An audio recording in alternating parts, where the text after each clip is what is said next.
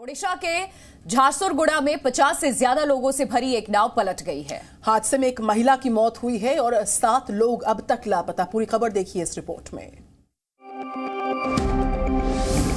ओडिशा के महानदी में नाव पलटने के बाद से कई लोग लापता हैं, जिन्हें ढूंढने के लिए रेस्क्यू ऑपरेशन चलाया जा रहा है। यह हादसा झारसुगुड़ा जिले के सरधा गांव के पास हुआ। हादसे के वक्त नाव में 50 से ज्यादा लोग सवार थे। उनमें से 45 लोगों को बचा लिया गया, जबकि 7 लोग अभी भी लापता हैं। इस बीच एक महिला की डूबने से मौत भी हो गई है। जिन लोगों के अपने लापता हैं, वो उन्हें ढूंढने की गुहार लगा रहे हैं। वहीं रेस्क्यू के बाद जिसे जो गाड़ी मिली, उसमें बैठाकर घायलों को अस्पताल पहुंचाया गया। बताया गया कि नाव में ज्यादातर लोग छत्तीसगढ़ के रायगढ़ जिले के रहने वाले थे। हादसे के बाद छत्तीसगढ़ के मुख्यमंत्री ने बताया कि झारसुगुड़ा प्रशासन और रायगढ़ जिला प्रशासन के बीच सामंजस्य स्थापित हो चुका है। रायगढ़ जिला प्रशासन को आवश्यक निर्देश भी दे दिए गए हैं। इसके साथ ओडिशा सरकार ने मृतकों के परिवार वालों को 4-4 लाख की सहायता राशि देने की घोषणा की है।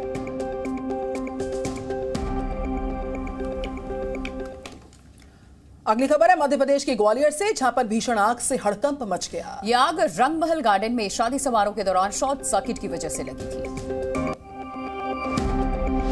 ये भयावह तस्वीरें मध्य प्रदेश के ग्वालियर शहर की हैं, जहां एजी ऑफिस के पास मैरिज गार्डन संगम वाटिका में आग लग गई। आग देखते ही देखते रंगमहल गार्डन में भी फैल गई। आग कितनी भीषण थी, इसका अंदाजा इस बात से लगाया जा सकता है कि दूर सड़क से ऊंची उठती लपटें देखी जा सकती थी। दरअसल संगम वाटिका में शादी समारोह का आयोजन हो रहा था। इस दौरान शॉर्ट सर्किट के कारण आग लग गई। आग की वजह से मैरिज गार्डन में लगातार धमाके हुए। इस दौरान पूरे गार्डन को आनन फानन में खाली कराया गया।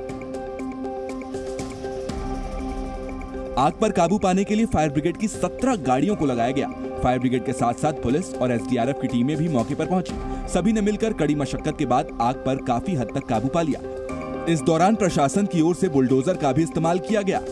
अच्छी बात यह रही कि इस हादसे में किसी के भी घायल होने या झुलसने की कोई खबर नहीं है। समय रहते गार्डन को खाली करा लिया गया, नहीं तो कई लोगों की जानें जा सकती थी। कानपुर में देर रात एक कबाड़ के गोदाम में आग लग गई और इसके बाद कई फीट ऊपर तक आग की लपटें देखी गईं। आग का ये भयानक मंजर उत्तर प्रदेश के कानपुर शहर का है। कानपुर के कोयला नगर में कबाड़ के गोदाम में आग लग गई। बताया गया कि रात 9 बजे के आसपास धुआं निकलने लगा था और फिर कुछ ही घंटों में पूरे गोदाम में आग लग गई। वो भी ऐसी आग जिसे देखकर हर कोई डर गया था। इस गोदाम में रेलवे की पटरियों के नीचे लगने वाली पुरानी लकड़ियां थी। उसके अलावा प्लास्टिक का भी कबाड़ यहाँ रखा गया था। अब आग के बाद सारी लकड़ियां और प्लास्टिक जलकर खाक हो गए हैं। गोदाम कबाड़ का गोदाम है, जो स्क्रैपिंग वाला है, क्या कहते हैं, प्लास्टिक की कटिंग वाली चीजें पड़ी हैं। इसके अलावा यही जो लकड़ी बता रही है, बस यही कबाड़ का बेसिकली चीज है। आग बुझाने के लिए फायर ब्रिगेड की 5 गाड़ियों को लगाया गया था। फायर ब्रिगेड की अलग अलग टीमों ने काफी देर तक गोदाम में पानी की बौछार मारी, तब जाकर आग कहीं काबू में आ पाई।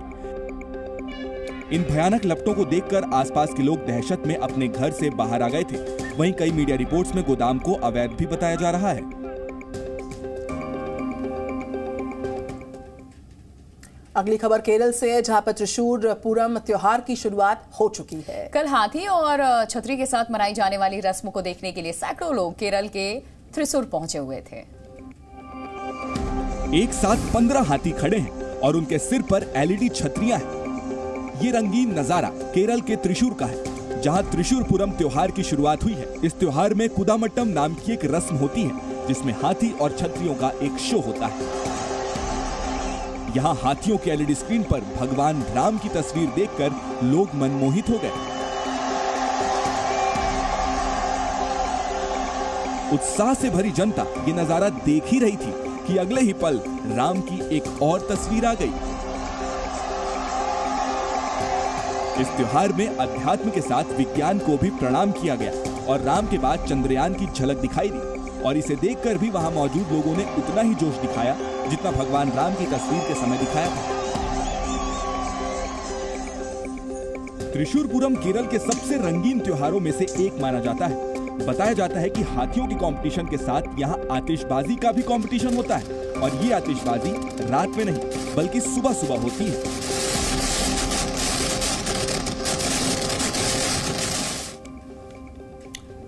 यूपी बोर्ड के 10वीं और 12वीं का रिजल्ट आज जारी होगा। दोपहर 2 बजे बोर्ड जो है वो मुख्यालय प्रयागराज से नतीजों को जारी कर देगा। और इस साल भी यूपी बोर्ड नया रिकॉर्ड बनाने जा रहा है। देखिए 1 मिनट में पूरी खबर। परिणाम जारी करने में यूपी बोर्ड एक बार फिर अपना ही रिकॉर्ड तोड़ने जा रहा है। पिछले साल 25 अप्रैल को परिणाम जारी किया गया था। इस बार उससे 5 दिन पहले परिणाम आएगा। 10वीं और 12वीं का रिजल्ट आज दोपहर 2 बजे जारी होगा। छात्र upresults.nic.in, upmsp.edu.in और results.upmsp.edu.in पर अपना रिजल्ट देख सकते हैं। यूपी बोर्ड ने 22 जनवरी से 9 मार्च 2024 तक कक्षा 10 और 12 के लिए बोर्ड परीक्षा आयोजित की थी, जिसमें 51 लाख छात्र शामिल हुए थे। पिछले कुछ सालों से परिणाम जारी करने में यूपी बोर्ड लगातार रिकॉर्ड बना रहा है। 2022-23 सत्र का परिणाम 25 अप्रैल को आया था। वो परिणाम भी अपने आप में रिकॉर्ड था, लेकिन उस रिकॉर्ड को भी तोड़ने के लिए बोर्ड ने तैयारी कर ली है। इसके अलावा परीक्षा कराने से लेकर कॉपियों के मूल्यांकन में पहले ही बोर्ड ने रिकॉर्ड बना लिया है। परीक्षा और मूल्यांकन का काम 12-12 दिन में पूरा कर लिया गया था।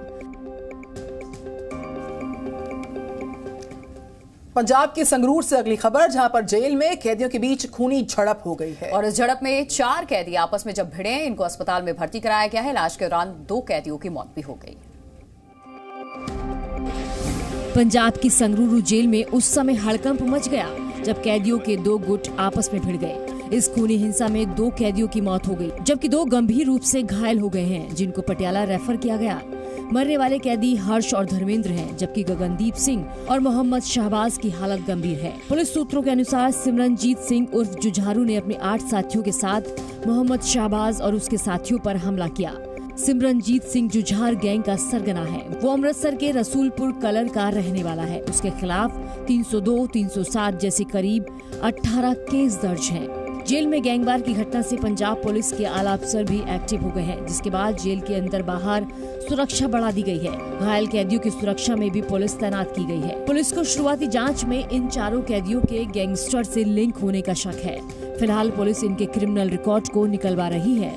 वहीं मारपीट में घायल हुए 2 कैदियों के बयान लेने की कोशिश हो रही है। अगली खबर मुंबई से है। कल एक टैक्सी ड्राइवर लॉरेंस बिश्नोई को लेने के लिए सलमान खान के घर के बाहर पहुंच गया। टैक्सी ड्राइवर के मुंह से लॉरेंस का नाम सुनते ही वहां मौजूद गार्ड हरकत में आ गए हैं और फौरन पुलिस को बुलवा लिया गया।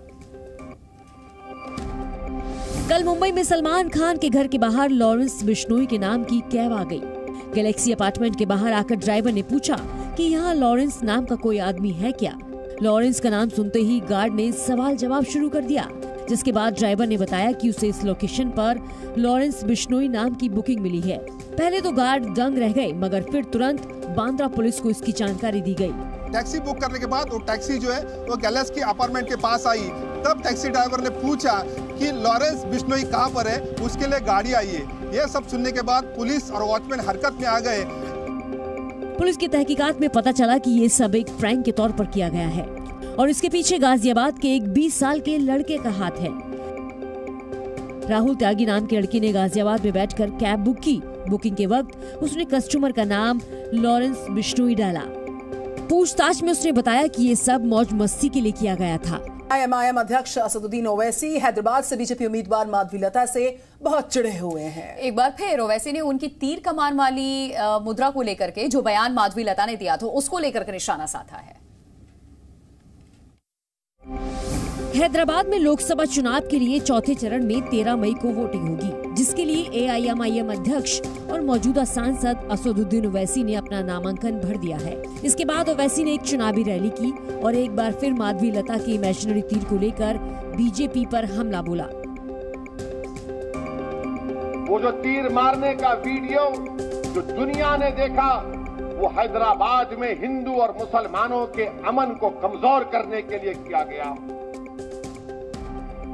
माधवीलता के बहाने ओवैसी अपना गुस्सा बीजेपी और RSS पर निकाल रहे हैं और इसके जरिए मकसद है वोट साधना। बता दो ऐसी ताकतों को, बीजेपी RSS को, कि तुम लाखों हरकतें कर लो, तुम तीर इमेजिनरी चलाओ या तुम तीर चलाओ, हम तुम्हारे तीर का जवाब मोहब्बत से देंगे। शुक्रवार को लोकसभा चुनाव का पहला चरण पूरा हो गया है। 21 राज्यों की 102 सीट्स पर करीब 60% जो है वोट पड़े। 1 मिनट में जानिए किस राज्य में कितने फीसदी मतदान हुए। सीटों के हिसाब से पहला चरण सबसे बड़ा है। तमिलनाडु समेत कई राज्यों की सभी सीटों पर वोटिंग हुई, तो कई प्रदेशों की कुछ ही सीटों पर वोट डाले गए। सबसे ज्यादा 80% मतदान त्रिपुरा में हुआ। उसके बाद पश्चिम बंगाल में 78%, असम में 70%, तमिलनाडु में 62%, मध्य प्रदेश में 63%, महाराष्ट्र में 55%, उत्तर प्रदेश में 54%, उत्तराखंड में 54%, राजस्थान में 52% और सबसे कम वोटिंग बिहार में हुई। 48% वोट डाले गए। अगर 2019 में हुए मतदान के पहले चरण से तुलना की जाए तो इस बार पहले फेज में कम वोटिंग हुई है। पिछली बार इस चरण में करीब 59% मतदान हुआ था, जबकि इस बार करीब 60% वोट डाले गए। पहले चरण में कई प्रमुख नेताओं और हस्तियों ने भी वोट डाला। इस चरण में 1600 से ज्यादा उम्मीदवार मैदान में है, जिनमें 9 केंद्रीय मंत्री, 2 पूर्व मुख्यमंत्री और 1 पूर्व राज्यपाल की किस्मत भी दांव पर है। तो पहले चरण के रण के बाद इस वोटिंग के बाद सभी पॉलिटिकल पार्टी अपनी अपनी जीत के दावे कर रही हैं। बीजेपी का दावा है कि पीएम मोदी के पक्ष में लोग एकजुट हैं, तो वहीं विपक्ष इसे बीजेपी का फ्लॉप शो बता रही है। पहले चरण के मतदान से बीजेपी बेहद उत्साहित नजर आ रही है और बम्पर जीत का दावा कर रही है।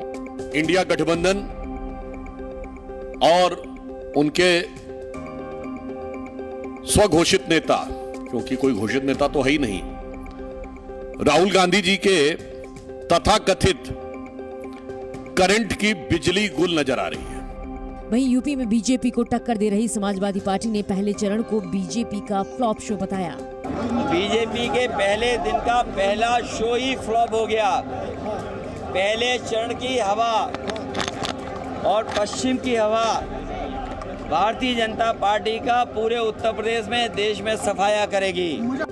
बिहार के पूर्व डिप्टी सीएम और आरजेडी नेता तेजस्वी पहले चरण की 4 सीटों पर अपनी जीत का दावा ठोक रहे हैं। चारों सीट जो है जीत रहे, जो फीडबैक आ रहा है बढ़ चढ़ कर के लोग जो है वोट दे रहे हैं और मौजूदा सरकार से लोग जो है गुस्से में हैं और कहीं कोई शक नहीं है कि हम ये चारों सीट हारेंगे। हैं।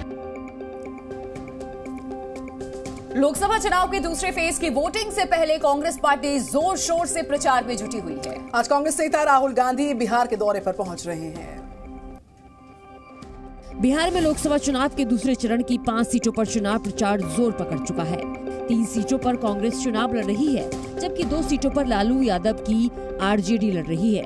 इसी कड़ी में राहुल गांधी आज बिहार के भागलपुर दौरे पर होंगे। उनकी जनसभा भागलपुर के सैंडिस कंपाउंड में है, जहां उनके साथ आरजेडी के बड़े नेता तेजस्वी यादव भी मौजूद रहेंगे। तेजस्वी के अलावा मुकेश सहनी भी मंच पर मौजूद होंगे। कांग्रेस के साथ साथ समाजवादी पार्टी भी चुनावी मैदान में उतर चुकी है। आज उत्तर प्रदेश के अमरोहा में इंडिया गठबंधन की जनसभा होगी। आपको बता दें कि ये राहुल गांधी और अखिलेश यादव की पहली संयुक्त रैली होगी। दोपहर 3:30 बजे जनसभा शुरू होगी। राहुल अखिलेश के दौरे पर ओम प्रकाश राजभर ने बड़ा हमला बोला है। देखिए, वो दोनों बच्चे हैं, हम उनके चच्चा हैं। एक भी गांव में बता दें कि जिस बूथ पर गए हों। जहां बीजेपी और सहयोगी दल लगातार हमलावर हैं, वहीं राहुल अखिलेश की सभा से गठबंधन प्रत्याशियों को ताकत मिलने की उम्मीद है। तो वहीं लोकसभा चुनाव के दूसरे फेज की वोटिंग से पहले बीजेपी ने अपनी पूरी ताकत झोंक दी है। प्रधानमंत्री नरेंद्र मोदी दक्षिण भारत में एक के बाद एक कई जनसभाओं को संबोधित करेंगे। आज प्रधानमंत्री नरेंद्र मोदी एक के बाद एक 2 राज्यों का दौरा करेंगे। सबसे पहले प्रधानमंत्री मोदी महाराष्ट्र के नांदेड़ में जनसभा को संबोधित करेंगे। इसके बाद महाराष्ट्र के परभणी में भी उनकी जनसभा होगी। महाराष्ट्र के बाद पीएम मोदी कर्नाटक के चिकबल्लापुर में रैली करेंगे।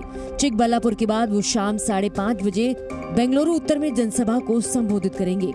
गृह मंत्री अमित शाह भी दूसरे फेज की सीटों को साधेंगे।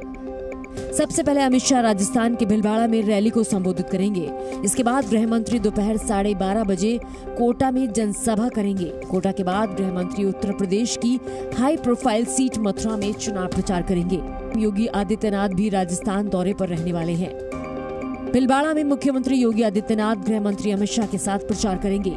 भिलवाड़ा के बाद योगी दोपहर 2 बजे राजस्थान के उदयपुर में जनसभा को संबोधित करेंगे। इसके बाद वो शाम 6 बजे जोधपुर में रोड शो करेंगे। कल चुनाव प्रचार के दौरान प्रधानमंत्री नरेंद्र मोदी जो हैं वो विरोधियों पर जमकर निशाने साधते हुए नजर आए हैं। उन्होंने विपक्ष की हार की भविष्यवाणी करते हुए उन्हें वोट न देने की अपील की। कहा कि उन्हें वोट देने जैसा यानी कि बर्बाद करने जैसा होगा। महाराष्ट्र के वर्धा में चुनावी रैली के दौरान प्रधानमंत्री मोदी ने विपक्ष को मुद्दाहीन बताया।